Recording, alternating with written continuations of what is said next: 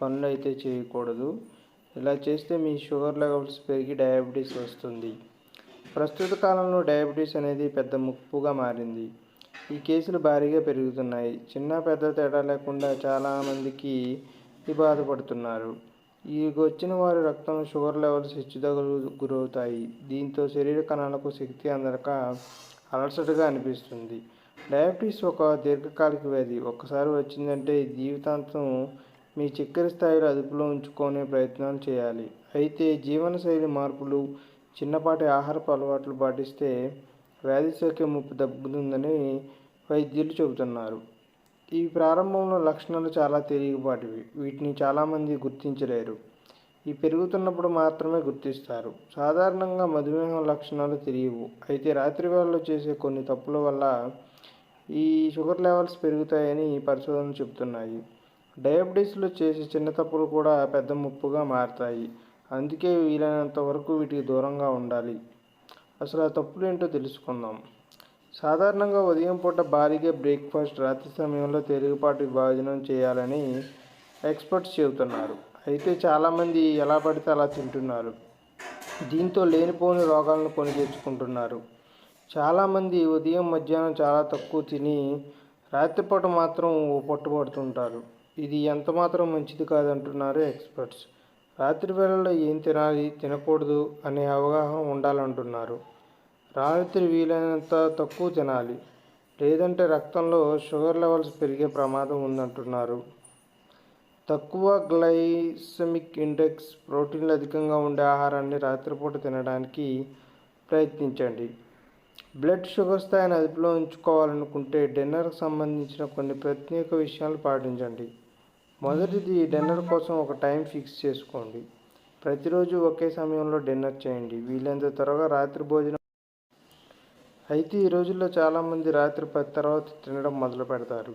ఇంకొందరు అయితే అర్ధరాత్రి వేళల్లో నోటికి పని చెబుతుంటారు. రాత్రి 8 గంటలలోపు డిన్నర్ చేస్తేనే ఆరోగ్యానికి మంచిది. లేదంటే రక్తంలో మీ షుగర్ లెవెల్స్ అదుపు తప్పే ప్రమాదం ఉంది. రాత్రి సమయాల్లో కెఫీన్ కలిగిన ఫుడ్స్కు దూరంగా ఉండాలి. సోడా, టీ, కాఫీ, కూల్ డ్రింక్స్లో కెఫెన్ ఉంటుంది. కొన్ని ఐస్ క్రీమ్స్, డిస్టర్స్లో కూడా కెఫెన్ ఉంటుంది. కెఫీన్ ఎక్కువగా తీసుకుంటే మీ స్కిర్యాటిక్ సైకిల్కు అంతరాయం కలుగుతుంది. అంటే మీ నిద్రకు భంగం కలుగుతుందని అర్థం. కెఫీన్ మెదడుని యాక్టివ్ చేస్తుంది. దీంతో సరిగ్గా నిద్ర పట్టదు. అంతేకాకుండా రాత్రి పట్టు జీర్ణక్రియ కూడా నెమ్మదిస్తుంది. దీంతో కెఫీన్ వల్ల రక్తంలో షుగర్ లెవెల్స్ పెరుగుతాయి. ఆరోగ్యంగా ఉండాలంటే మన శరీరానికి విశ్రాంతి అంటే నిద్ర అవసరం. మీరు డయాబెటీస్ పేషెంట్ అయితే రాత్రి త్వరగా నిద్రపోవడం అలవాటు చేసుకోవాలి. సుమారు 8 గంటలు నిద్రపోవడానికి ప్రయత్నించండి. శరీరానికి సరైన విశ్రాంతి ఇవ్వకుండా అర్ధరాత్రి వరకు మేల్కొని ఉంటే అది జీవక్రియ వ్యవస్థపై ప్రతికూల ప్రభావాన్ని చూపుతుంది. అలాగే తక్కువ నిద్ర కారణంగా పెరిగిన ఒత్తిడికి, చికాకు కారణంగా కార్టిసోల్ హార్మోన్ పెరగడం ప్రారంభమవుతుంది. దీని కారణంగా రక్తంలో చక్కెర స్థాయి కూడా బాగా ఎక్కువగా ఉంటుంది. రాత్రి నార్మల్గా చల్లగానే ఉంటుంది. చల్లటి వాతావరణానికి చాలామందికి బద్ధకం ఉంటుంది. తిన్న తర్వాత నేరుగా పడుకోకుండా మీరు డయాబెటిక్స్ పేషెంట్ అయితే మీరు దీన్ని పూర్తిగా నివారించాలి. దాన్ని రాత్రి భోజనం తర్వాత కనీసం 20 నుంచి 30 నిమిషాలు నడవండి. మీరు బయటికి వెళ్ళలేకపోతే ఇంట్లోనే నడవండి. అంతేకాని భోజనం తర్వాత నిద్రపోకండి. ఇలా చేయడం వల్ల రక్తంలో షుగర్ లెవెల్స్ అదుపు తప్పుతాయి. మీ ఆరోగ్యానికి ఇది చాలా హానికరం. రాత్రి వేళల్లో చాలామందికి దాహం వేయదు. దీంతో రాత్రిపూట నీరు తాగడానికి ఆసక్తి చూపించరు. దీనివల్ల శరీరానికి సరైన మోతాదులో నీరు అందదు. చలికాలంలో అయితే తక్కువ నీరు తాగుతుంటారు.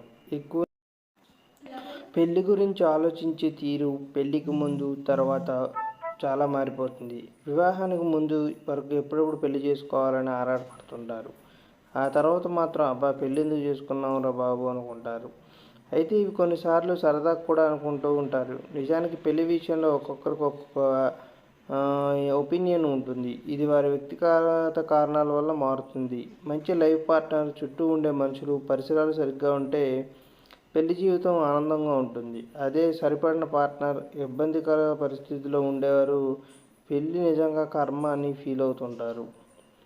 అసలు వివాహం ఎందుకు చేసుకోవాలి? దీనివల్ల అసలు ఉపయోగం ఏంటంటే, వివాహం అనేది ఫిజికల్లీ, మెంటల్లీ బ్యాలెన్స్ లైఫ్ కోసం ముందడుగు వేసే ఒక కార్యం. వివాహం చేసుకున్న వారు ప్రతి ఒక్క ఈ విషయాన్ని బ్యాలెన్స్ చేయాలి. అప్పుడే వారి లైఫ్ బాగుంటుంది. మనకు దొరికే పార్ట్నర్ సరిగా ఉంటే మనకు సంబంధించిన అనుభవాలు, ఆనందాలు వారితో షేర్ చేసుకుంటాం. సెక్యూరిటీగా ఉంటాం. దీంతో చాలా వరకు బర్డెన్ పోతుంది.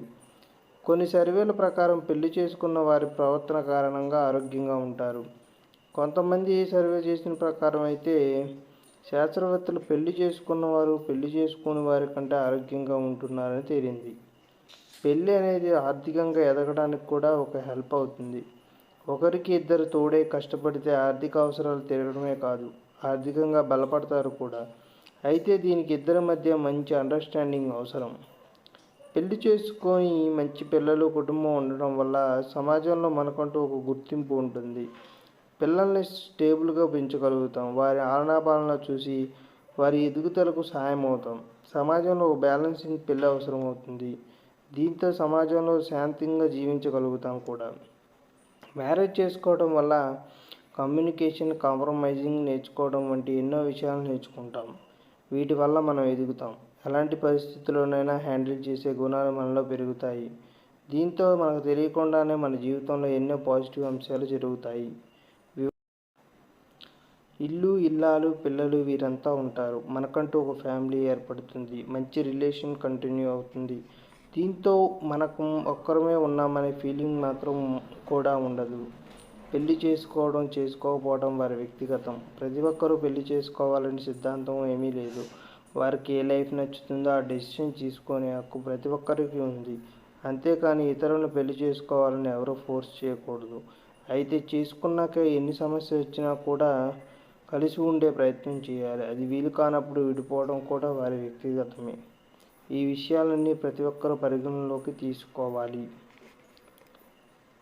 వైవాహిక జీవితంలో భార్యాభర్తల మధ్య ప్రేమ, నమ్మకాన్ని దూరం చేసే తప్పులు ఉంటే వాటిని ఎప్పటికప్పుడు సరిచేసుకోవాలి.